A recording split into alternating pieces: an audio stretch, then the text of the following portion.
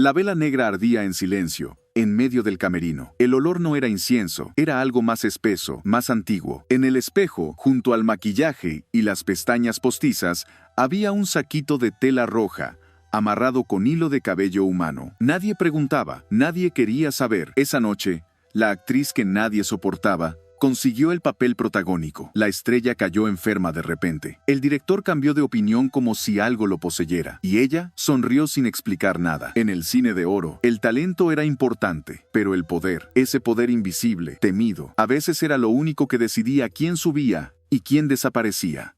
Detrás de las luces, las cámaras y los aplausos, también había altares, rezos torcidos, amarres, protecciones, muñecos claveteados y pactos que no se hacían con productores, sino con algo más oscuro. Estas son las historias de los actores y actrices del cine de oro que usaron brujería para volverse famosos, o que pagaron caro por jugar con lo que no se ve. Nunca repitió joyas, nunca prestó un vestido, nunca se dejaba tocar el cabello por nadie que no fuera su gente. Decían que todo en ella tenía una razón, y no era solo vanidad.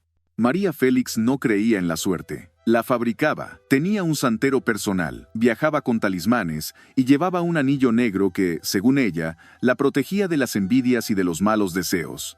Una vez, en una filmación en Veracruz, se negó a entrar al set hasta que lo limpiaran de energías. Nunca confirmó nada, pero todos los que trabajaron con ella sabían que cuando María se encerraba con su asistente, se escuchaban murmullos, velas encendidas y frases en otro idioma. Ella no rogaba por papeles, hacía que la llamaran. Y si alguien más quería el mismo papel, bueno, no duraba mucho en competencia. Dicen que escribía sus guiones a mano, y que debajo de la máquina de escribir guardaba una cruz invertida tallada en madera, que tenía un cuarto en su casa donde nadie entraba, lleno de espejos tapados y figuras sin rostro. Joaquín Pardavé era supersticioso hasta la médula. No comenzaba un proyecto sin consultar primero su calendario secreto. Y en su camerino, siempre tenía un vaso con agua, pero no para tomar. Después de su muerte, corrió una historia perturbadora, que lo habían enterrado vivo, que no estaba muerto, sino en un trance profundo causado por una limpia fallida. Verdad o no, el rumor creció tanto que su familia se negó a abrir el ataúd. Algunos dicen que hasta hoy sigue gritando bajo tierra. La dama argentina, voz angelical, rostro puro, pero había algo más. Libertad Lamarque no dejaba que nadie le tocara los objetos personales. Su camerino olía a una mezcla extraña de flores, madera quemada y algo más. Usaba sahumerios antes de cada escena. Tenía collares que jamás se quitaba, y pedía que su silla estuviera en cierta posición, según la hora del día. Una actriz que coincidió con ella en una novela, juraba que una vez la vio recitando frases en voz baja frente al espejo, con los ojos cerrados y las manos alzadas, como un rezo o como un conjuro. Ella decía que todo era para la concentración, pero el ambiente se cortaba con cuchillo, y los que estaban cerca no dormían tranquilos, porque Libertad no necesitaba suerte, necesitaba control, y para eso no bastaba con talento. Era bella como un presagio, tenía esa luz que no se aprende, o se nace con ella, o se roba. Elvira Quintana llegó al cine como un susurro, pero se volvió un grito.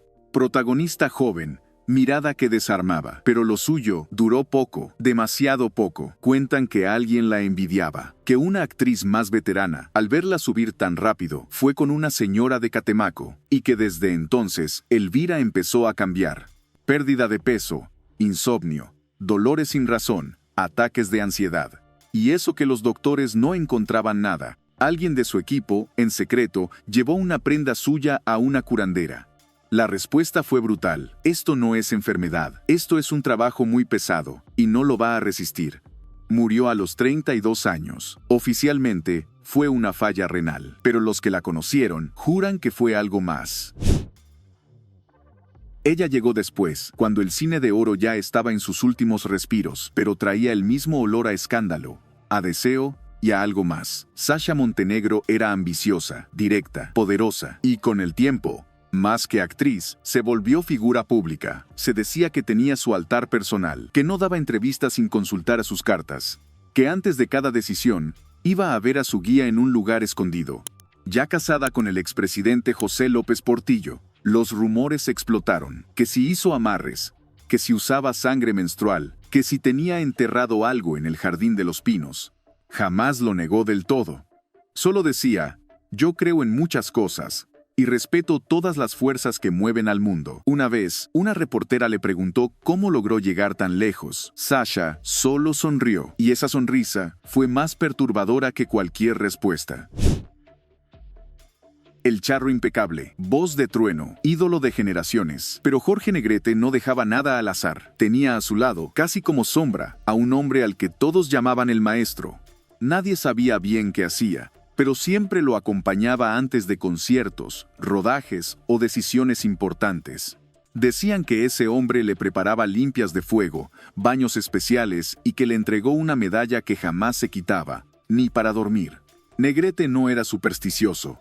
Era calculador, y si la energía podía jugar a su favor, él no iba a desperdiciarla. Cuando enfermó, lo llevaron con médicos, pero también con sanadores. Uno de ellos, tras verlo, dijo algo que aún pone los pelos de punta: lo que tiene no se quita con medicina. Se lo pusieron y está bien hecho. Murió joven, fuerte, pero vencido, como si algo hubiera cobrado su parte del trato. Ella no escondía nada. Si María Félix era misterio, Irma Serrano era fuego directo. La tigresa no solo creía en la brujería, la practicaba. En su mansión tenía altares, velas encendidas las 24 horas, muñecos, cartas, collares y hasta animales disecados con símbolos. Decía que hablaba con muertos, que consultaba con la Santa Muerte, que recibía mensajes en sueños. Y lo más inquietante, afirmaba que gracias a sus rituales logró conquistar poderosos y destruir a quienes se le oponían. Una actriz de reparto confesó que una vez, al entrar a su camerino, encontró un círculo de sal, un vaso con sangre seca y un papel con nombres, uno de ellos, el suyo. Irma jamás pidió perdón por eso. Soy bruja. ¿Y qué?, decía, y con esa frase se abrían puertas, pero también se cavaban tumbas. Perfecta, elegante, siempre con una belleza que parecía no tocar el tiempo. Pero había algo que inquietaba, una energía rara. Fanny Cano no hablaba de religión, pero sí decía que todo se puede conservar si uno sabe qué ofrecer. Tenía una joyera secreta, ahí guardaba objetos que nadie debía tocar. Incluso pidió una vez que limpiaran todo un set con agua bendita traída de Europa. Un rumor persistente decía que, al envejecer, consultó con una médium que le recomendó hacer un pacto para mantenerse siempre joven y deseada. Ella lo habría hecho, pero después se arrepintió. Murió de forma trágica, en un accidente de avión en Madrid. Iba a casarse, lo tenía todo, y de repente, nada. Algunos dicen que fue el destino, otros que fue el precio por romper el trato. La risa de México, el pachuco, el callejero, el alma de la fiesta. Pero Germán Valdés tenía su lado oscuro. Decían que tenía un amigo cubano, un santero que conoció en una gira. A partir de ahí, siempre traía un amuleto escondido en la bolsa del saco. Lo tocaba antes de cada función. Lo besaba antes de cada escena. Se le veía en lugares extraños a la madrugada. Nunca lo negaba. Al contrario, decía, hay cosas que me cuidan, y hay cosas que si me enojo, se sueltan. Una vez, durante una grabación, una cámara cayó sola, sin que nadie la tocara. Todos se espantaron. Él solo rió y dijo, se enojó el que me cuida. Tintán jugaba con la magia como con sus chistes, entre lo absurdo y lo verdadero. Pero lo cierto es que, cuando dejó de usar su amuleto, su vida cambió. Y no para bien. La cintura imposible, la voz dulce, el sueño de miles. María Victoria tenía un aire inocente, pero nadie entendía cómo mantenía ese cuerpo, esa piel, esa luz, a través de los años. No hablaba de dietas, no hablaba de ejercicios, pero sí tenía rituales raros, agua de luna, baños con flores, silencio absoluto cada vez que llegaba al set, como si cargara algo sagrado. Una costurera contó que, al entregarle un vestido, encontró cosido por dentro un papel con símbolos y cabellos trenzados. Cuando preguntó, María solo la miró y dijo, no se habla de eso, nunca envejeció como las demás. Nunca perdió ese brillo. Y aunque jamás dijo ser bruja, muchos juran que no era solo genética, era fe, pero en algo más profundo, algo que no se dice, solo se invoca. Actriz intensa, mirada clavada como daga. Pilar Pellicer no era de escándalos, pero sí de misterio. Desde joven, se le relacionó con círculos de artistas esotéricos, donde el arte y la energía se mezclaban como vino con sangre. No actuaba sin hacer antes un ritual de concentración. Siempre entraba sola al escenario. Daba 3 vueltas exactas, tocaba la madera y murmuraba algo que solo ella entendía. Si alguien interrumpía, se iba.